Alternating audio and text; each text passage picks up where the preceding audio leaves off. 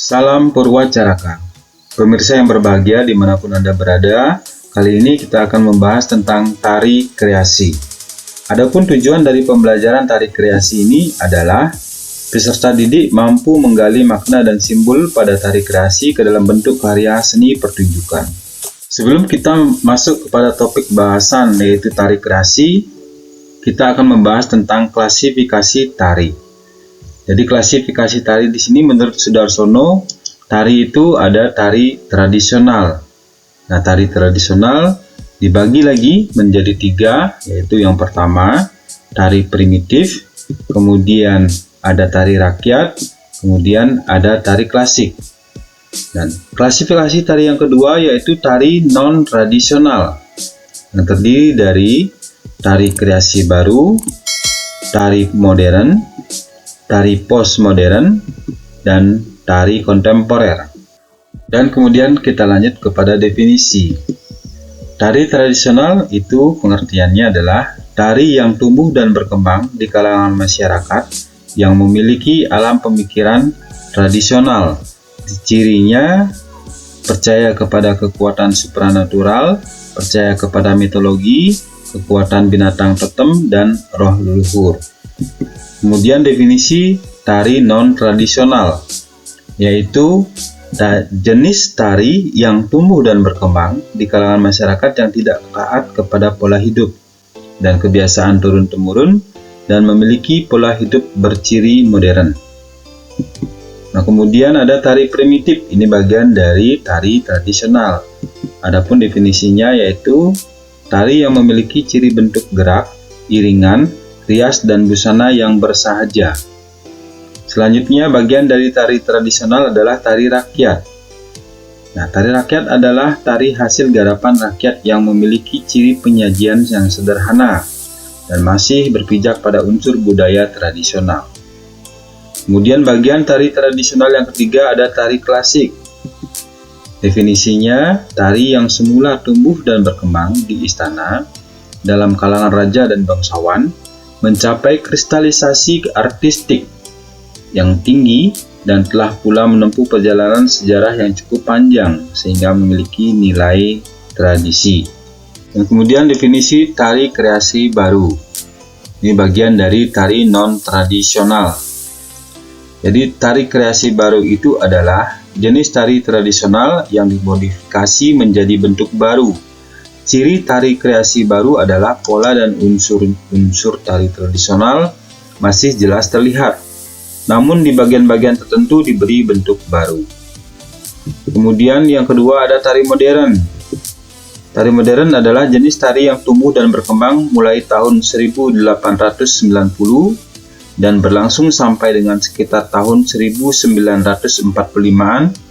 Ciri yang sangat menonjol dari tari modern adalah yang pertama, tampilan gaya individu yang sangat kuat dalam karya tarinya. Kemudian yang kedua, adanya inovasi yang baru dalam tari modern. Kemudian yang ketiga, ada tari postmodern. Tari postmodern adalah jenis tari yang lahir pada abad akhir ke-20 atau sekitar tahun 1930-an, seiring dengan lahirnya gerakan postmodernisme atau postmodernisme di bidang seni yang dipelopori oleh Federico de Onís. Kemudian yang keempat ada tari kontemporer. Definisinya, tari yang mencerminkan jiwa zaman saat ini, jiwa zaman yang mutakhir atau yang kita sebut dengan kekinian. Kita masuk kepada pokok bahasan yaitu tari kreasi baru. Nah, ada sub-sub pokok bahasan yaitu yang pertama ada definisi tari sebagai dasar memahami makna tari. Itu tujuannya. Yang kedua ada jenis tari kreasi. Nah, tujuannya itu mengetahui macam-macam tari kreasi di Indonesia. Yang ketiga ada makna tari.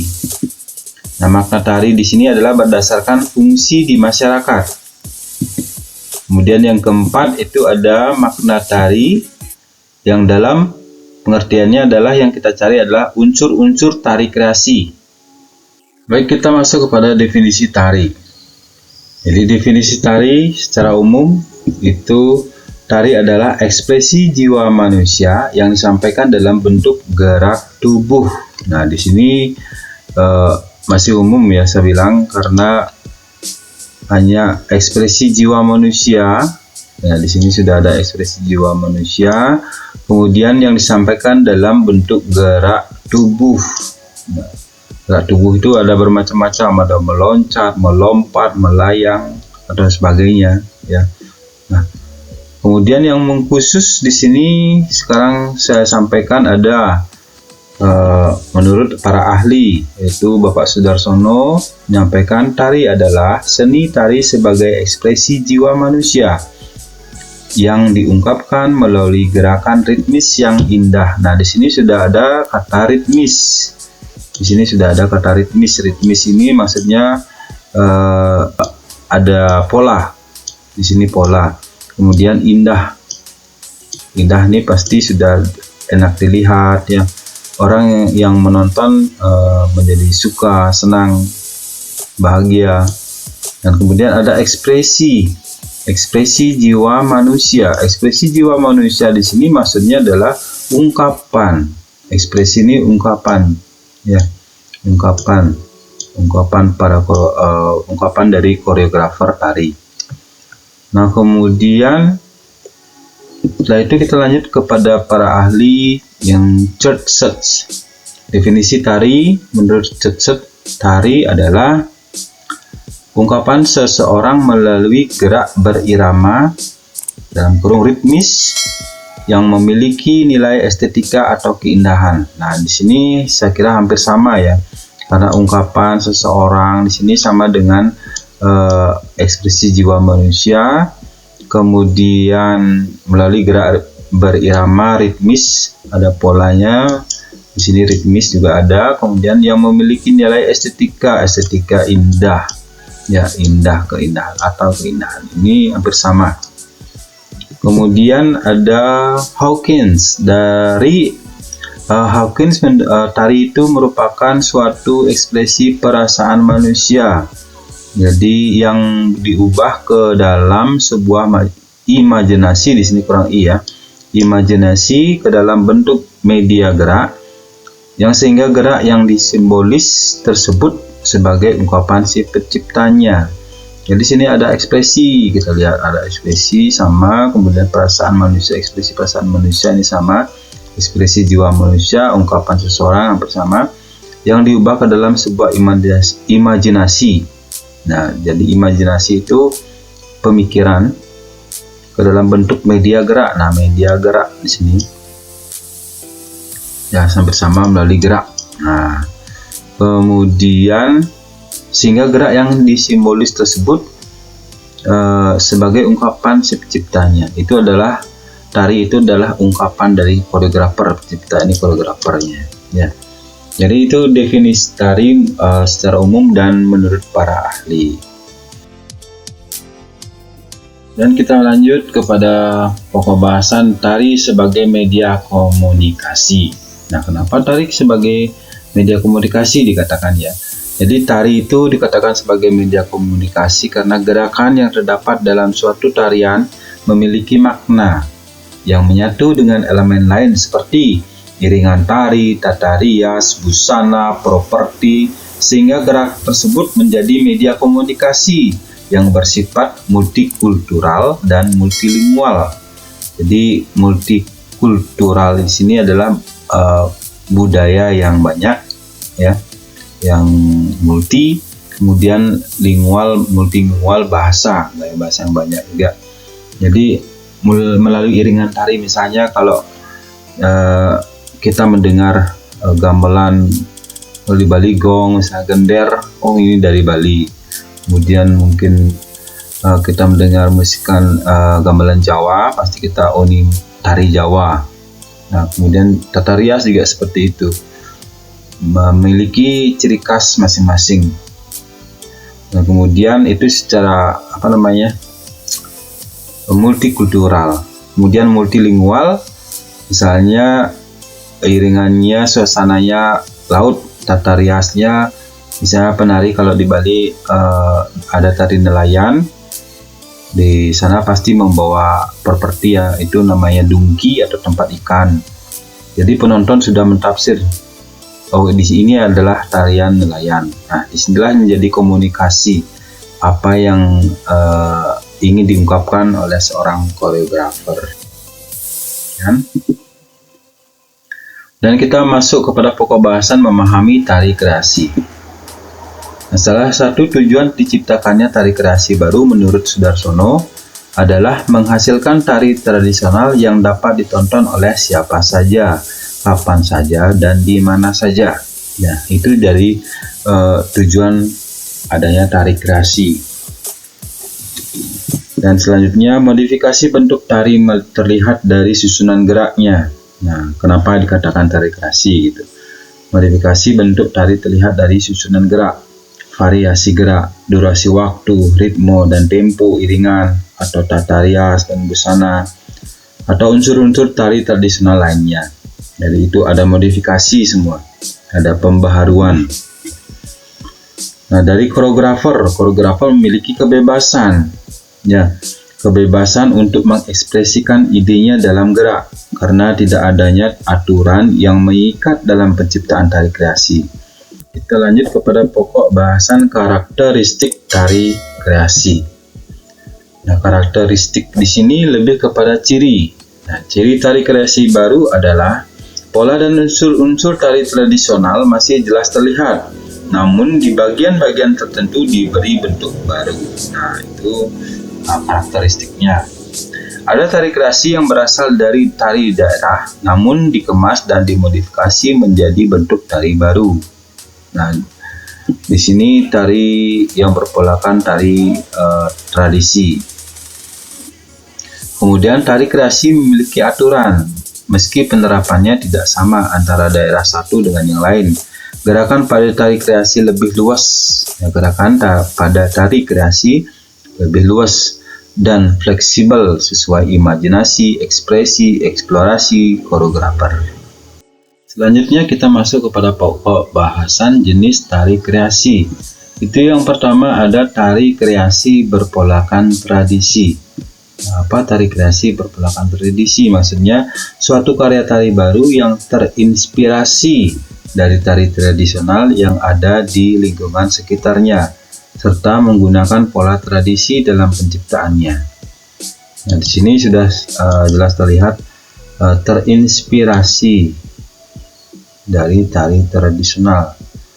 Nah, inspirasi ini maksudnya ide garapannya muncul dari tari tradisional yang ada di lingkungan sekitar, serta menggunakan pola tradisi, pola-polanya misalnya susunan geraknya baru keluar.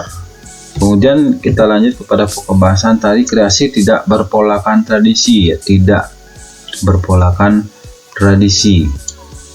Di sini tidak berpolakan tradisi, yaitu suatu karya tari baru yang mengolah pola gerak tari tradisi menjadi suatu yang baru sehingga tidak terlihat lagi bentuk tradisinya. Kita lanjut kepada contoh tari kreasi berpolakan tradisi. Di sini saya berikan contoh tari kreasi yang berpolakan tradisi. Yang pertama ada tari kebiar duduk dan tari kebiar terompong, itu yang diciptakan pada tahun 1925. Kemudian tari tambulilingan. Di sini tari oleg tambulilingan di sini ya. Tari oleg tambulilingan itu diciptakan tahun 1931 oleh Inyoman Mario. Kemudian ada tari kreasi berpolakan tradisi yang kedua ada Nyoman Kaler pada tahun 1933 yang menciptakan tari Panji Semirang. Ya. Kemudian selanjutnya ada tahun 1962 diciptakan oleh Pak Oyan Dibia menciptakan tari Manuk Rawo dan tari Cak Kreasi baru. Nah, kemudian tari Yapong dan tari Wirau Pertiwi, tari kreasi baru yang diciptakan oleh Bagong Kusudiarjo. Dan masih banyak tari-tari kreasi lain yang berpolakan tradisi yang sudah ada dari dulu ya, tahun 1900-an yang dikatakan sebagai tari kreasi yang berpolakan tradisi, dan masih banyak lagi. Ya, kemudian contoh tari kreasi yang tidak berpolakan tradisi. Yang pertama ada hip hop dance. Tarian ini pertama kali mulai dan berkembang sekitar tahun 1970-an. Kemudian ada break dance atau break dance boying, kemudian break dance girling, kemudian sebuah tarian yang muncul pertama kali di jalanan sekitar tahun 1970-an oleh anak-anak Afrika American dan anak muda dari Puerto Rico. Ini sumbernya dari pelajarindo.com. Ya. Kemudian kita lanjut ballroom dance atau dansa ballroom standar termasuk waltz dan polka dari abad ke-19. Tango, dansa ballroom dan gaya musik dan lagu tango berkembang sekitar tahun 1880. Ini sumber dari Britannica. Jadi kita lanjut dengan makna tari kreasi berdasarkan fungsi di masyarakat. Yang pertama ada sebagai media pendidikan. Jadi tari itu sebagai media pendidikan. Kenapa? Karena bersifat untuk mengembangkan kepekaan estetis melalui kegiatan dan pengalaman berkarya kreatif. Dalam pendidikan, tarian juga sering digunakan untuk mengajarkan perkembangan budaya dari suatu daerah. Kemudian tari sebagai media pendidikan karena tari berisi pesan dan moral kebudayaan yang diajarkan untuk maksud dan tujuan tertentu seperti rasa kebersamaan, kegotong royongan, dan lain sebagainya. Kemudian tari sebagai media pendidikan bersifat pembinaan dan pengembangan diri siswa yang meliputi pengembangan bakat, minat, dan kreativitas, serta dapat meningkatkan aspek kognitif, afektif, dan psikomotor siswa yang mencakup pemahaman, pengembangan daya pikir, perubahan sikap menjadi lebih baik, dan menjadi siswa lebih aktif dan terampil. Nah, kemudian kita lanjut kepada pokok bahasan makna tari kreasi berdasarkan fungsi di masyarakat. Yang kedua ada sebagai media hiburan. Nah, sebagai media hiburan, tari sebagai media hiburan dimaksudkan untuk memeriahkan atau merayakan suatu pertemuan. Tari yang disajikan dititik beratkan bukan pada keindahan geraknya, melainkan pada segi hiburan. Tari hiburan pada umumnya merupakan tarian pergaulan atau social dance. Ya, jadi ini sudah jelas, tari sudah bertujuan, sudah pasti untuk tujuannya untuk menghibur, ya, tari kreasi. Nah, kemudian itu tujuannya. Kemudian tari sebagai media hiburan mempunyai maksud untuk memberikan kesempatan bagi penonton yang mempunyai kegemaran menari atau menyalurkan hobi dan mengembangkan keterampilan atau tujuan-tujuan yang kurang menekankan nilai seni, jadi komersil. Masuk kepada pokok bahasan makna tari kreasi berdasarkan fungsi di masyarakat, itu yang ketiga, yaitu sebagai media penyalur kreativitas. Tari dapat fungsi sebagai penyaluran kreativitas koreografer dalam menciptakan suatu karya seni tari dan juga dapat sebagai penyaluran kreativitas penari dalam membawakan tarian tersebut. Jadi ini ada timbal baliknya, ya. Kalau koreografer sudah pasti banyak memiliki kesempatan untuk menciptakan sebuah tarian, kemudian yang suka menari juga memiliki kesempatan untuk membawakan tarian tersebut, mengekspresikan dengan gayanya sendiri. Kemudian kita lanjut sebagai media komunikasi. Ya, tari sebagai media komunikasi. Sebagai media komunikasi di sini disebutkan bahwa tari mempunyai muatan-muatan pesan dari koreografer yang hendak dikomunikasikan dengan masyarakat, penonton, atau penghayat. Seni adalah suatu ekspresi, suatu ungkapan. Ungkapan dapat dilukiskan sebagai pernyataan suatu maksud, perasaan, atau pikiran dengan suatu medium indera atau sensa yang dapat dialami lagi oleh yang mengungkapkan dan ditujukan atau dikomunikasikan kepada orang lain. Menurut Parker 1980 halaman 21. Jadi itu media komunikasi. Jadi mengungkapkan dan ditujukan untuk dikomunikasikan kepada orang lain. Di sini sudah dipertegas kembali, ya. Mengungkapkan dan ditujukan untuk dikomunikasikan kepada orang lain. Jadi sudah pasti sebagai media komunikasi di sini maksudnya. Baik, kita lanjut kepada pokok bahasan makna tari dalam unsur-unsur tari kreasi. Terdapat dua unsur penting di dalam tari, yaitu elemen utama dan elemen pendukung. Nah, di sini ada elemen utama dan elemen pendukung. Ada elemen utama, kemudian ada elemen pendukung. Unsur utama tari adalah gerak. Ya, jadi unsur utama adalah gerak. Unsur pendukungnya adalah iringan tari, kemudian level tari, kemudian pola lantai, kemudian rias, busana tari, tata pentas, tata cahaya, tata suara, serta tema dalam tari. Nah, kita masuk kepada pokok bahasan yang pertama, itu ada gerak sebagai unsur atau elemen utama. Nah, gerak tari adalah gerak yang telah mengalami perombakan melalui proses distorsi atau stilasi sehingga menjadi suatu gerakan yang indah dan mampu menyentuh perasaan manusia, menurut Sudarsono tahun 1997, 1981-1982. Jadi ada distorsi di sini adalah perubahan makna, kemudian stilasi di sini itu adalah penggambaran bentuk, ya, penggambaran bentuk dengan penggayaan objek. Jadi itu stilasi dan distorsi. Kemudian gerak dalam tari terbagi menjadi gerak maknawi atau gestur, yaitu gerak yang memiliki arti meniru gerakan manusia yang namanya mimitif, dan meniru gerakan binatang dan alam itu namanya imitatif. Kemudian gerak murni atau pure movement, yaitu gerak yang diciptakan hanya untuk keindahan saja.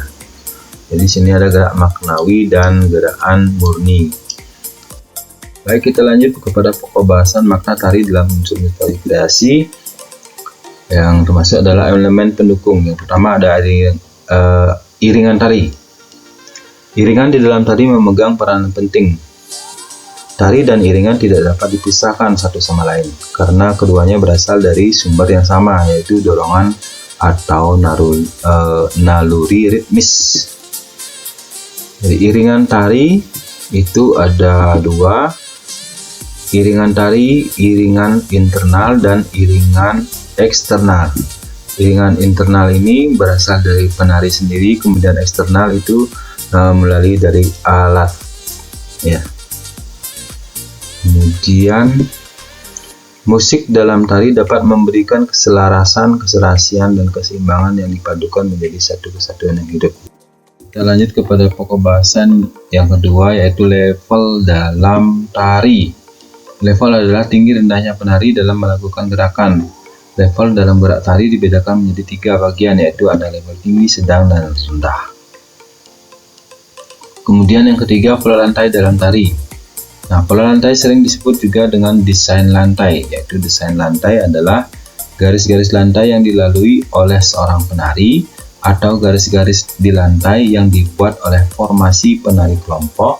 Secara garis besar ada 2 pola garis dasar dalam pada lantai, yaitu garis lurus dan garis melengkung. Jadi itu pola lantai. Kita lanjut kepada pokok bahasan tata rias dan busana. Jadi unsur elemen pendukung tata rias dan busana. Tata rias secara umum dapat diartikan sebagai seni mengubah penampilan wajah menjadi lebih sempurna. Nah, fungsi tata rias itu yang pertama ada menyempurnakan penampilan wajah, kemudian membantu menunjukkan perwatakan atau karakter penari, ya. Kemudian memberi efek gerak pada ekspresi wajah seorang penari, kemudian memperjelas garis-garis wajah penari, memberi nilai tambah keindahan karya tari. Itu dari tata rias. Kemudian tata rias dan busana. Tata busana tadi kita sudah bahas tata riasnya, sekarang busananya. Tata busana tari merupakan unsur pendukung yang menentukan keindahan pemaknaan pada tari itu sendiri, serta dapat menentukan karakter tari yang dibawakan penari. Fungsi tata busana itu yang pertama memperjelas tema tari, kemudian membantu menghidupkan karakter dan peran penari, membantu ekspresi penari dalam melakukan gerak tari, memberikan nilai tambah pada segi estetika dan etika. Selanjutnya ada tata pentas. Tata pentas di sini adalah ruangan, Jadi ruangan tempat pertunjukan dengan sebutan pentas dapat berupa lapangan, pendopo, halaman pura, atau gedung pertunjukan yang sering disebut dengan stage, yang disebut dengan pentas tertutup. Kemudian ada tata cahaya dan tata suara. Kita masuk ke tata cahaya. Tata cahaya dapat berupa cahaya yang berasal dari alam, yaitu matahari, bulan. Kemudian cahaya juga dapat dihasilkan dari alat baik yang tradisional seperti obor, api unggun, dan sebagainya, maupun modern yaitu dari cahaya listrik. Kemudian elemen pendukung lain yaitu tema dalam tari. Tema adalah pokok pikiran, gagasan, atau ide dasar yang biasanya diungkapkan dalam sebuah tarian, namun demikian ada pula tarian yang tidak mempunyai tema. Sumber tema yang dapat dijadikan karya tari antara lain pengalaman hidup, kemudian kehidupan binatang, kejadian sehari-hari, cerita rakyat, legenda, sejarah, kemudian upacara tradisional, karya sastra, permainan, dan sebagainya yang disampaikan oleh penari pada penonton. Kemudian kita masuk properti, itu adalah elemen pendukung tari. Properti adalah alat yang ikut dimainkan atau digunakan dalam tarian, tetapi tidak semua tarian menggunakan properti, karena properti tari dapat berfungsi sebagai senjata dan juga menambahkan nilai estetika. Misalnya kalau tari nelayan itu propertinya tempat ikan, kemudian tari perang menyimbolkan tari perang, misalnya bawa tombak atau keris. Baik, demikian pembahasan tentang tari kreasi. Semoga bahasan kali ini bermanfaat bagi teman-teman sekalian, pemirsa sekalian. Dan terima kasih sudah menyimak video ini sampai akhir. Dan saya ucapkan salam rahayu. Semoga video ini bermanfaat. Sampai jumpa.